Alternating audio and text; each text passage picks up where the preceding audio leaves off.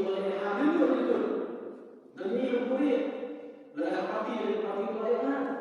Nilai itu pun nama diskusi yang akan di parti berkebut lagi.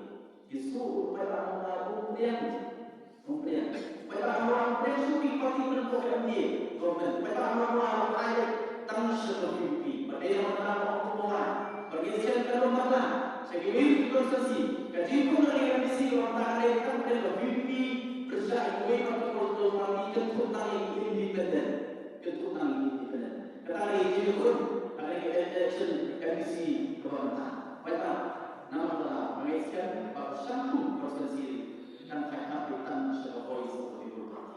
Ada yang lebih dari voice of the people party, voice of the people party kan memperlebar.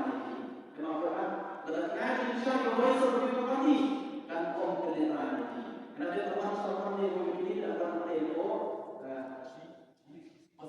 orang kuasa pasti dalam perbuatan begitu perbuatan momen nganan pun syet dan hai parti lawan orang kita penalami dengan tu mereka ada soal no belum ni kalau lalu hai dan syet dan kelah mungkin nak bantuan no dan belum ni kepada kita no keju no mengisahkan voice of the party itu kalau kita ini syet Aku mahu berjaya di Southern, South Kiri, yang ikut lagi berlebih besar sekali beliau.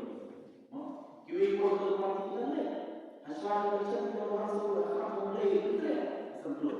Bila aku election parti kita berkumpul gitu. Asal election event, NDP.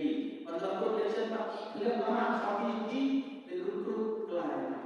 Ini mana? Ini ni. Boleh. Kalau dia protes dia apa dia orang dia kata apa? Nah, kita itu protes dia.